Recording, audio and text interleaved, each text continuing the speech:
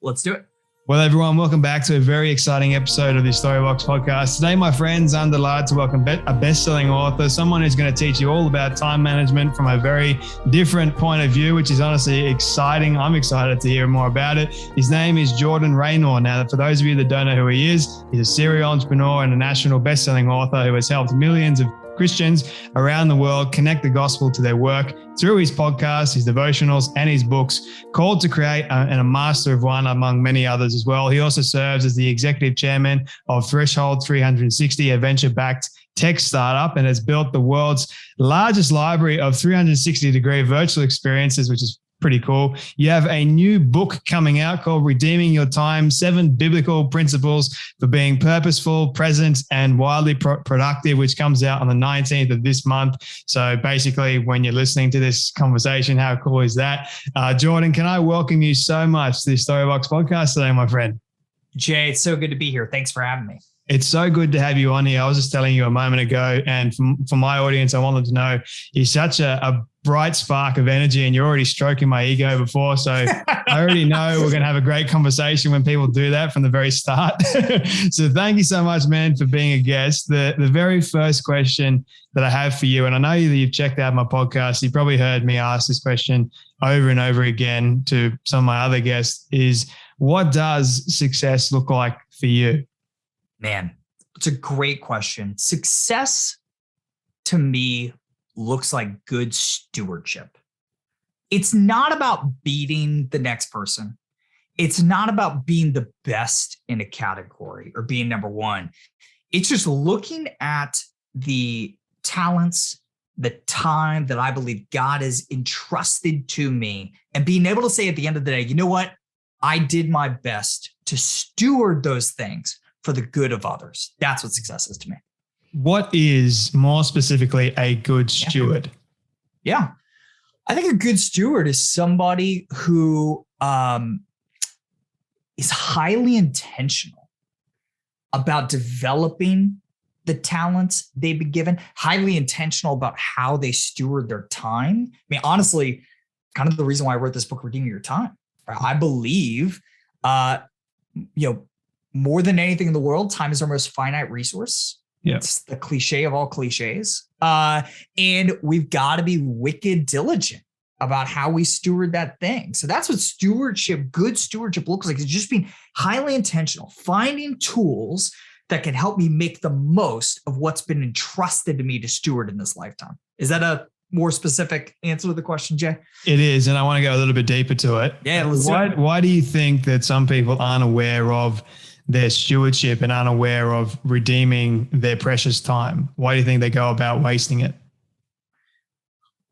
Because I think most people don't realize that the time they've been given, the money they've been given, the talents they've been given has been given to them, right? The vast majority of the world is operating under the assumption that they have produced wealth for themselves, that they have produced their own talents.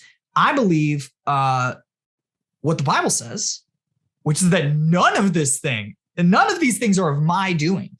God alone gives me talent, gives me air in my lungs to wake up every day, and gives me treasure to invest, right? So when you see all of that as a gift, it helps you make this shift of, okay, these things are not for my own good. They've been given as a gift to me so that I can be a gift to others that I serve in my work. And it's just a radically different perspective. When you have that perspective, in my experience, it leads you to be far more intentional about how you're stewarding those things.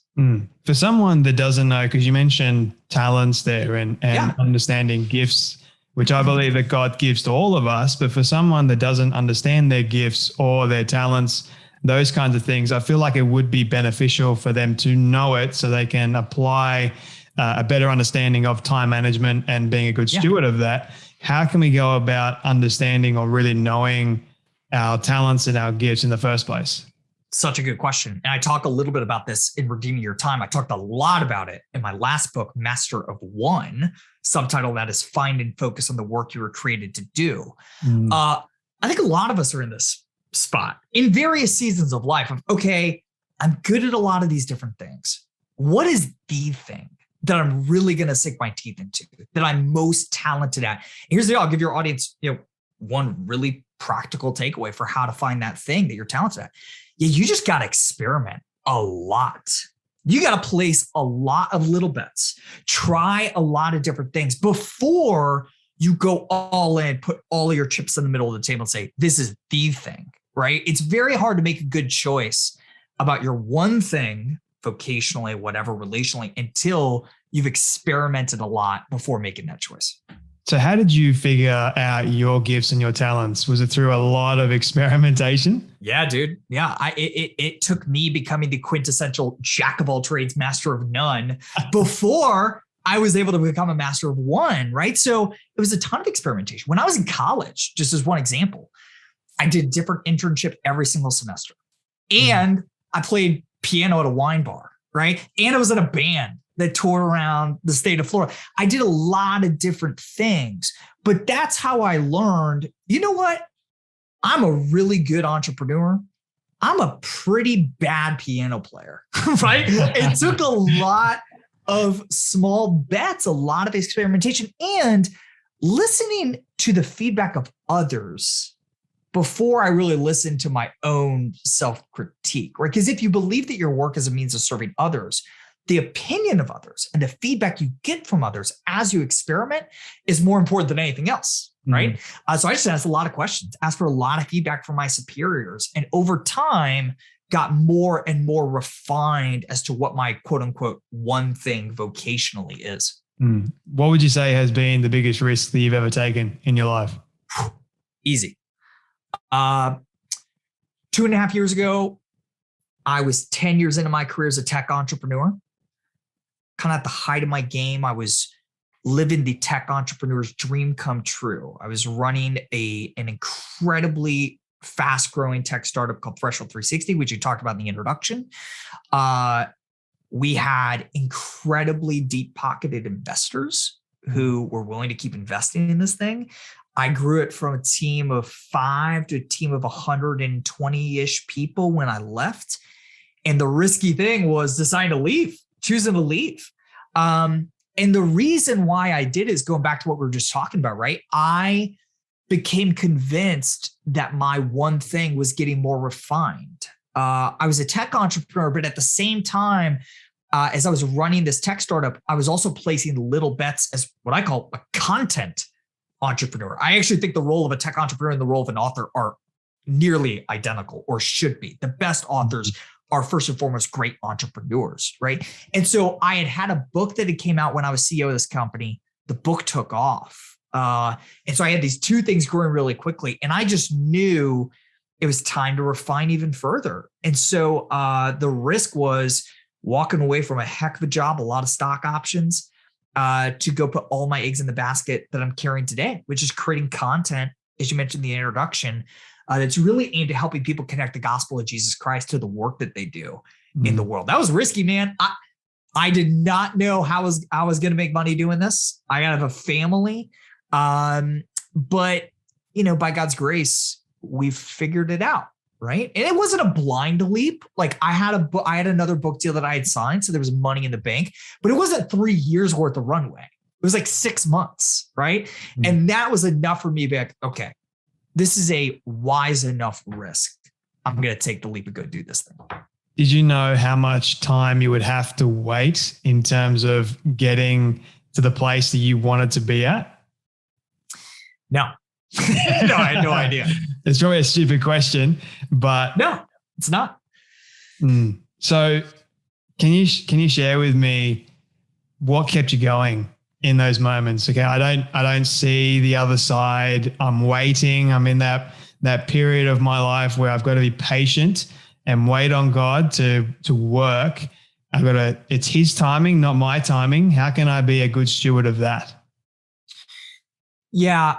So I think this happens to a lot of us, where there's this gap between what we envision for our lives, what we envision for our careers, and present day reality. And I think it's part of how God created us. He's the creator God. He created us in his image to be creative. So because we're creative, we can envision far more than we can achieve in any given moment.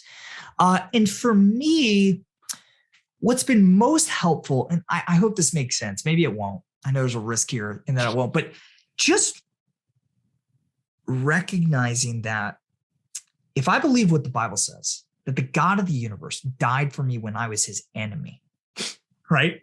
Surely I can make the leap to believe that he loves me when I'm not where I want to be professionally and when I'm not as productive as I want to be, right? That gives me just this deep level of peace, this deep level of rest that, and that while I'm still not where I want to be, there's still some level of discontent. I can find ultimate contentment, knowing that the God of the universe has called me his child. Like that, it's like game over. Like that, like that's the end. That's the end. That's what we all want. This unconditional love and favor that is perfectly secure, that can't be found in any job, in any relationship, is found in God himself. And he's given that to me as a free gift. Yeah. When I meditate on that deeply, and I do every day, every morning, that's how I start my day, just meditating on those truths. That allows me to be content, even when circumstances aren't what I want them to be. Yeah. You talk about, I believe, your perspective. There's a difference between biblically based time management and then gospel centric as well. And you believe that this book, Redeeming Your Time, is the latter. Can you share why that is the case? Yeah, sure. So listen, I've spent my whole career reading time management books. There's 60,000 books in this category, which is just absurd, right? I've read all the perennial bestsellers, and every single one of them, the implicit and sometimes explicit message is, hey, listen, you're feeling stressed, you're feeling overwhelmed, follow my system, do exercises X, Y, and Z, and then you will find peace, right? As a follower of Jesus of Nazareth, I believe I already have peace because the God of the universe died on my behalf when I was his enemy. So I have peace regardless of how productive or unproductive I am. And so I still do time management exercises. I care deeply about redeeming my time. I wrote a whole book about it, but I don't do it to get peace. I do it in response to the peace that's already been given to me, right? So a biblically based book would give you a bunch of proverbs that Christian or non-Christian can't disagree with, whatever, it's great.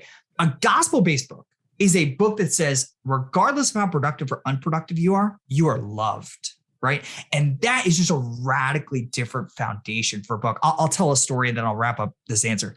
Every single night without fail, when I put my girls to bed, I have a 7-year-old, a 5-year-old, and a almost 2-year-old. I look them in the eye, I say, hey girls, you know daddy loves you no matter how many bad things you do? They say, yeah. I was like, I also love you no matter how many good things you do? And they say, yeah. I say, who else loves you like that? And they say, Jesus.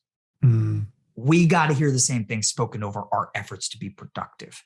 God loves us regardless of how productive we are, regardless of how unproductive we are. No matter how many times we screwed up in our lives, no matter how great and moral we are, he loves us the same. That enables us to rest. And ironically, it's also the thing that enables us to be wildly ambitious, to be wildly productive, because working for somebody's favor is exhausting, right? But when you're working in response to unconditional favor that you didn't earn, that's intoxicating, right? Because you just want to make that person proud, not because you need to, but because you want to. Yeah. I love that story, by the way. It's a good one. It kind of ties everything up into a nice bow with that particular answer. That is, you talk about in your book, in Redeeming Your Time, I guess being swamped by all the craziness of life. And for those people that do feel swamped, they're not good at creating to-do lists, they're not good at creating goals or anything like that. How would you walk or navigate someone through those difficult situations of being swamped? Yeah. So, I took 60,000 words to answer that question in the book. I'll try to make it really concise. Listen, first step is recognizing what I just talked about, that you have peace regardless of how productive or unproductive you are. But also I think, the other reason why I wrote Redeeming Your Time, Jay, is Christian or not, I think it's pretty hard to argue with the statement that Jesus Christ was the most productive person who ever walked on earth. Yeah. We literally measure time post his life.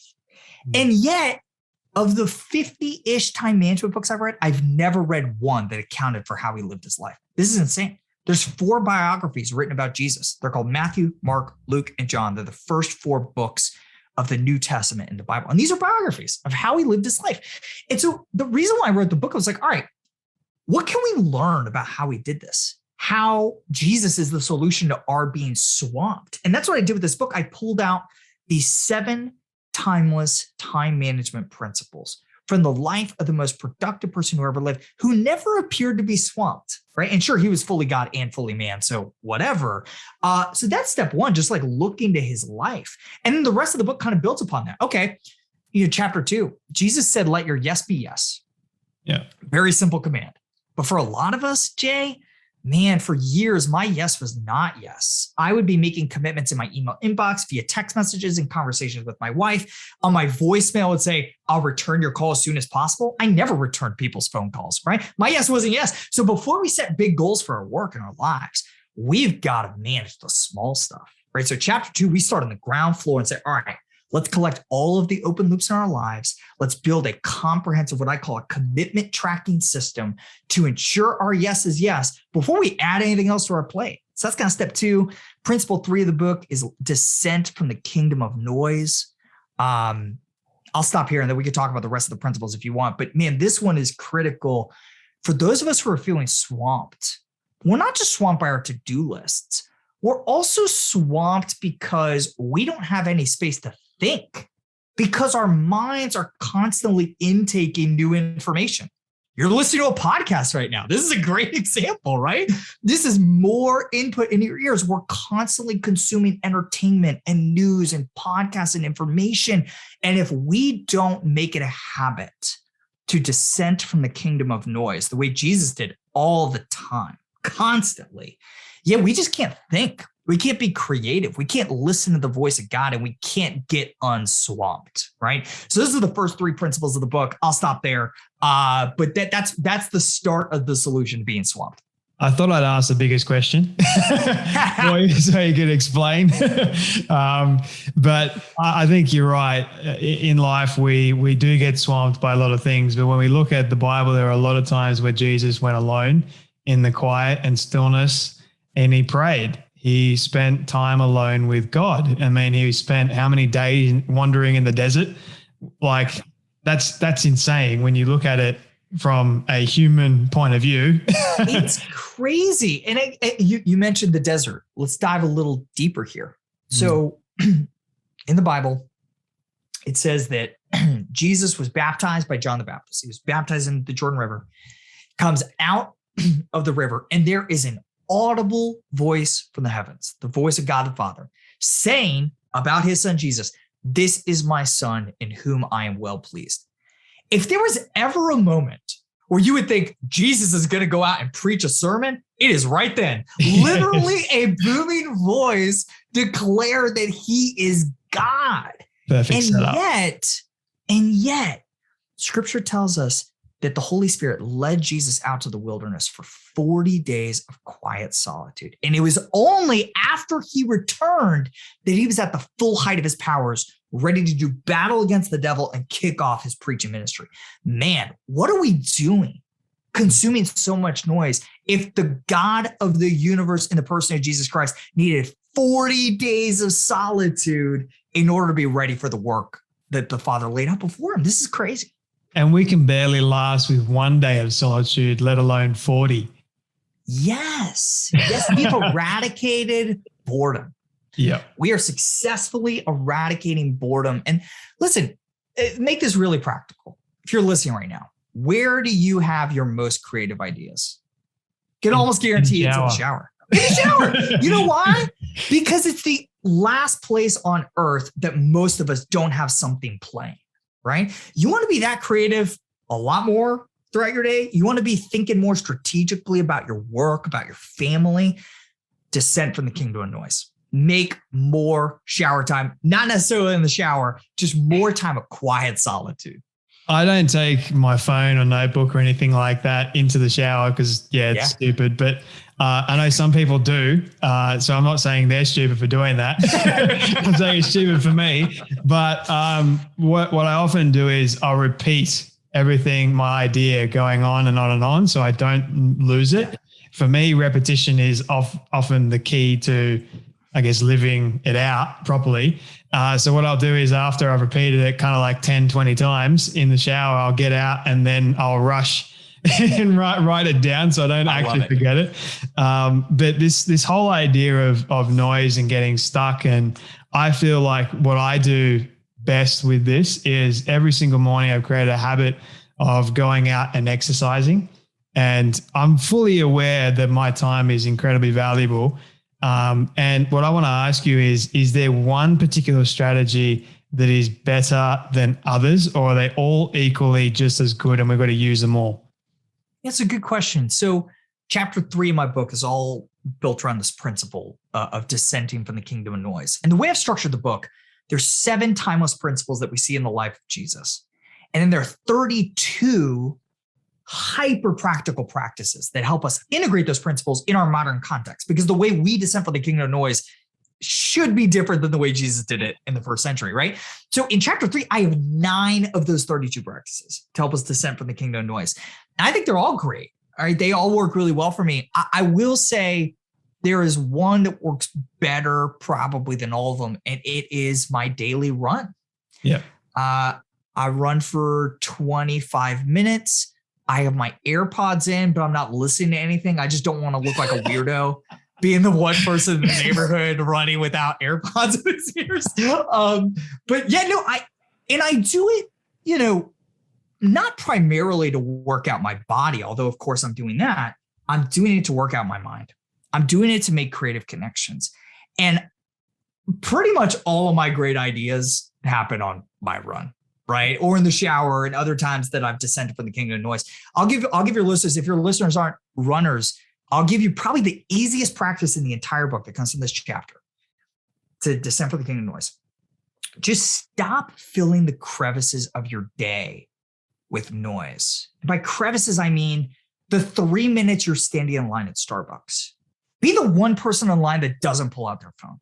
Or the next time you're waiting for an elevator. Or for me, it's when I finish reading a chapter of a book 5 minutes before I know my kids are going to wake up. I just don't turn the page. I just sit there in silence for 1 minute, 2 minutes, 5 minutes. Just stop filling the slivers of your day, your 7-minute errand. Stop filling them with noise. And you'd be amazed at the creative ideas you have during that time. I feel like we almost want to fill that space of time because it kind of feels like awkwardness. And it's kind of like, why? Okay. Why is that? You're hitting on something super wise, super deep here. I talk about this.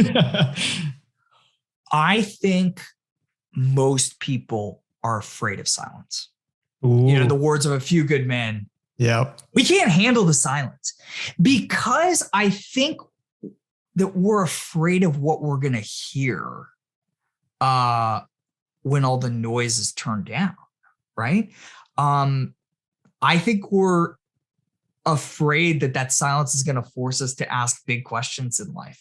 Right? And so we paper over these voids with, social media likes, with email, with podcasts, stuff that can paper over the void, but we know deep in our souls never fills it, never ever fills it. I would argue that can only be filled by God. I would argue that is a God-shaped void inside your soul. But listen to that silence. In the minutes that you do have silence, listen to those questions. Those are signs to the bigger things in life, the bigger questions that you got to answer. And once you have discovered the person of Jesus Christ, you don't have to be afraid of the silence anymore. And that's a beautiful thing. I'm comfortable. I'm still not as comfortable as I want to be with boredom and silence, but I'm a lot more comfortable than I would be without Jesus papering over that void. Yeah. And I think I know this is true for me, I was afraid to ask myself those tough questions. I was afraid of my own voice for some reason. Yes. And I think that's what's happening for a lot of people too, that they're afraid of their own voice because that voice is going to lead them somewhere good, maybe. You never know. But it's risky, right? Risky. You don't know where it's going to lead you. And there's a risk that blocks us from that silence and asking hard questions. But man, I would argue that the only way to have abundant life is how the Bible describes it. Yeah. Is to embrace a life of risk, right? And I think that first risk, if you don't consider yourself a follower of Jesus, is to just sit with silence, sit with that uncomfortability of the crevices of your day and just sitting there being bored and ask hard questions, right? Take that first risk of asking those hard questions and you're going to be more creative, but I think you're also going to find a much more abundant, full life. Yeah. And I also want to add to that, when we aren't afraid anymore to listen to our own voice, then we're no longer afraid to listen to God's voice too. Yeah. Very well said. Yeah, that's very well said. There's a great, man, I wish I could think of it. Ryan Holiday's great book, Stillness is the Key. Have you read this? I've read it, yes. All right. So maybe you can remember this. There's this great quote from an old novel by somebody named Percy, I don't know, whatever. But it's this character, and I'm going to butcher the quote, but it's this character who walks outside at night. He realizes there's nobody on the street that he wants to talk to. And so he literally just like stands in the middle of the road. It's pitch black outside. And just stands there for a few minutes. And he says, I realized in the moment that I had been afraid of the silence all along. Right. And it's like so poignant. So go Google those words and Ryan Holiday's Stillness is the Key. It's a beautiful story that I think illustrates the human condition for a lot of us today. Yeah. Speaking about stories, a perfect segue to me asking this one for you. What has been the wildest story that you've ever read regarding time management? Ooh, that's a terrific question. I don't know if this is the wildest, but it's one that really stands out in my mind. It's a story I tell in the book. And it's all under this banner of embracing productive rest and seeing rest for what science knows rest is one of the most productive things we can do. Right? Because it makes us more creative. It helps us prioritize our two as well. So I'll tell you a great story. Are you a Rolling Stones fan, Jay? I am, yes. All Believe right. it or not, I am. So this is going back decades now. Keith Richards, legendary songwriter for the Stones, is in Clearwater, Florida, right down the street from me in Tampa. And he goes every night, he would sleep with a tape recorder and a guitar next to his bed so that if he woke up in the middle of the night, had an idea, he could, record it and then go back to sleep. So one night he goes to sleep in Clearwater, Florida. He wakes up the next morning and the tape recorder had run all the way to the end, but he didn't remember recording anything. He said, what in the world is going on here? So he goes back, he rewinds the tape, plays it, and unconsciously, he wrote the first verse and chorus of Satisfaction, the Rolling Stones' biggest song of all time. Right? Have you heard this before? I've heard this one, yeah. It's an amazing story. But it illustrates, and sleep scientists will tell you this is not a unique experience, right? It may not be as dramatic as Keith Richards writing Satisfaction and sleep, but rest, especially sleep, is one of the most productive things you could possibly do because your brain is working out subconsciously what your conscious mind has been trying to solve and trying to do throughout the day.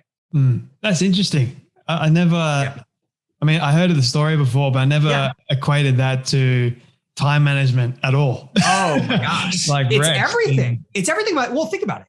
And listen, this book is comprehensive. Yeah. Right?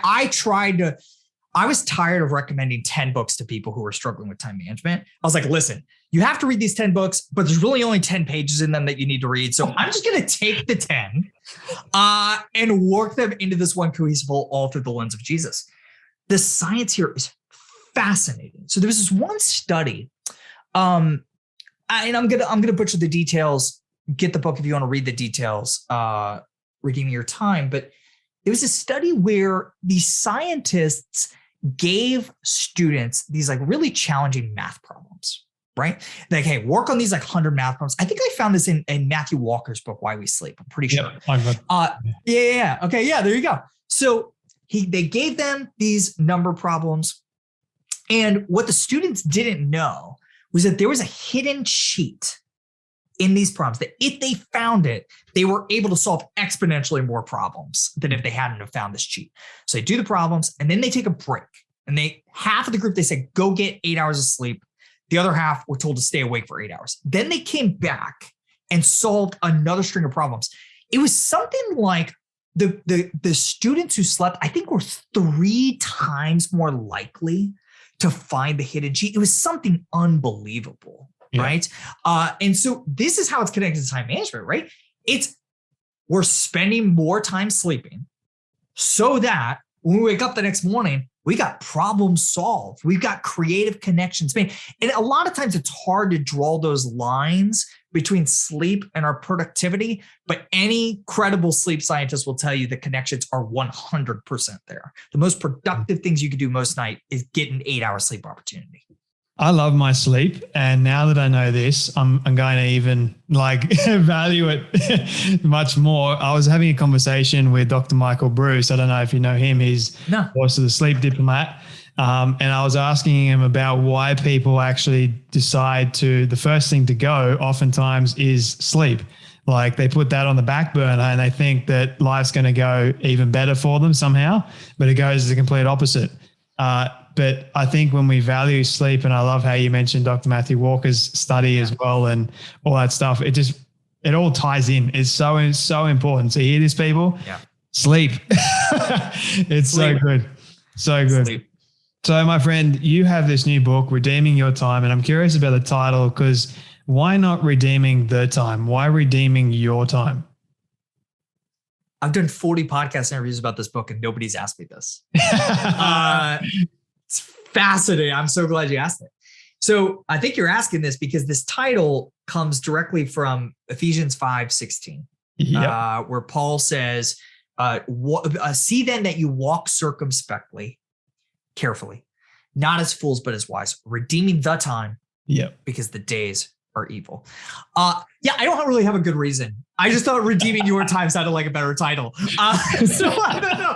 No, it just made it a lot more personal. What Paul's saying there, though, is he spends chapters 1 through 4 of the book of Ephesians in his letter, one of the most popular books of the New Testament of the Bible. He spends the first 4 chapters really talking about the gospel of Jesus Christ. Right? Ephesians 5:1, he reminds us of our status as dearly loved, adopted children of God. And then Paul always anticipates his readers' questions. So you could almost hear him anticipating the question of, okay, I believe I'm an adopted child of God. What do I do? How do I respond to that truth? And Ephesians 5:15 through 16 is part of his answer to that question. Our response to being adopted as children of God is to redeem our time because the days are evil. And what he means by that is we are running out of time to do the work we believe that God has called us to do in this life, right? So it's part of our response to the Gospels. That's why I titled the book that way. No good reason for choosing your over the zero good reason there. Yeah. Well, I'm glad that I put you on the spot because I honestly, I love this title and I love how you equated it to a personal your time, because when I think of that, I think of my life and the time that I have been given to use, whereas the time, okay, that's universal. Fantastic. Yes. So it's a great title. And I'm curious, before I ask you the final couple of questions, where can people get a copy of this book? What would you hope that people do get out of this book first and foremost? And where can they connect with you as well? I want people to be more purposeful, more present, and more productive, just like Jesus Christ was. And I want them to do, if I could add a 4P for the sake of alliteration, I want them to do it peacefully. Yeah. So much content in this genre is hustle, hustle, hustle. You'll sleep when you die. We've already talked about the fact that that's just bogus. But it's just this anxiety-inducing message that you've got to perform. You got to make it happen because you got to prove to the world that you're special. This is a very different book.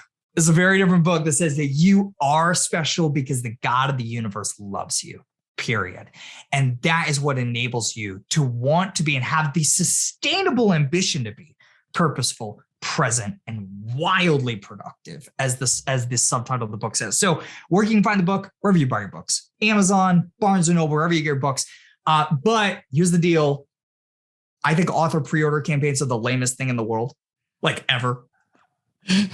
Pre-order a book, get a downloadable bookmark. Who cares? So we're going like totally over the top. If you buy this book before October 23rd, go to Jordan. So go buy it on Amazon, then go to jordanraynor.com, JORDANRAYNOR.com. And you can enter to win this epic 8-day trip that we're giving away for you and the guests of your choice to go to the Holy Land, right? This book is all about walking like Jesus walked. So we're going to send somebody to go walk where Jesus walked. Or if that's not your cup of tea, we'll just write you a check for $5,000. You can choose the trip or $5,000. So, hey, that's a pretty, I mean, I think it's a decent pre-order inside. So go get the book, go to jordanraynor.com. There you go, man. That's it, Jay. In all honesty, forget the money. Take me to the Holy Land. That'd be an experience. Have you been? I haven't, no. I haven't been either. And if I can make it work with my schedule, I'm probably going to fly over to Jerusalem and have dinner, at least have dinner with the winners of this trip. Good. I just think it'd be awesome. I cannot wait to go to the Holy Land. Man, you and me both. Yeah. It's on my bucket list for sure, man. All right. So you should enter to win before October 23rd. And then if you win, I'll go with you. Let's do it. I'll be your guest. Okay, I'll enter. I'll enter as well. Hopefully it's not too biased towards me. Like maybe. It's not. Yeah, no. That's awesome, man. Congratulations, first and foremost, on writing this book. I cannot wait to get a hands on a physical copy of the book. Things are very slow here in Sydney, Australia, but I cannot wait. That's my God's honest truth. Second final question for you, Jordan. This is a question that I'm very curious to know your answer in. It is, what do you love the most about yourself and your story? That's a heck of a question.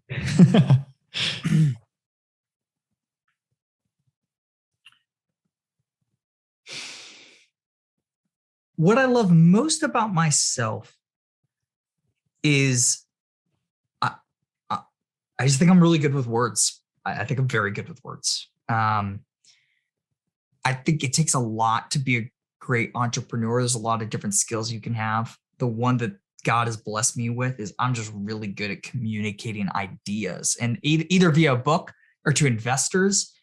I just have a love of words, a love of the English language. These 26 keys on my keyboard here, I love them. What I love most about my story is that I'm just going to keep beating a dead horse. Regardless of how many books I sell with this book launch, regardless of how effective I am with those words and with that talent God's given me a steward, I'm okay.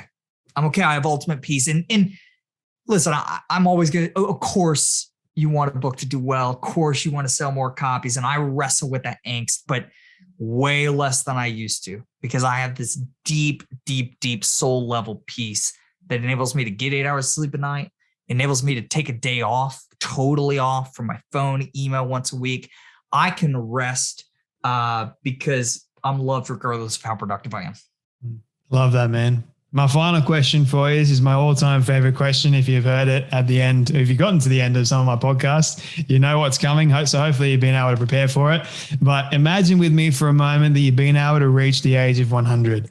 All your friends and your family have decided to put together a film for you of everything you've ever said and everything you've ever done. Don't ask me how in the world they got it all. We'll just call it magic for the sake of argument, but they've been able to get it and show it to you on your 100th birthday. What do you want that film to say and to show about your life? Yeah, I have thought about this. I wanted to say that I was faithful to the end in following the ways of Jesus, because I think at the end of the day, that's what matters most. I want it to say that I have a thriving relationship with my wife and my children and my grandchildren, Lord willing, and that I am most respected by them, right? It's great to be respected by strangers, readers, whatever, but I want to be most famous inside the four walls of my home, right? And then finally, I wanted to say that I was a part of helping the church change how we think about work, helping every Christian on the planet see that their work, even if they're not a pastor, even if they're not a quote unquote full-time missionary, is deeply meaningful to God and to others. It is a part of gardening the final creation of the kingdom of God, which will eventually be here on earth. That's what I want that film to say. It's a perfect send-off message. Jordan Raynor, thank you so much, my friend, for your time, your story, your wisdom, your advice. I know it's going to help so many people today. Go and get a copy of his book. It's called Redeeming Your Time. It's going to be available anywhere books are sold very, very soon, or basically when you're listening to this. So go and get it and enter to win as well. The trip to the Holy Land is going to be very exciting. Jordan Raynor, thank you so much for your time and for coming on the Storybox podcast today. Yeah, my pleasure.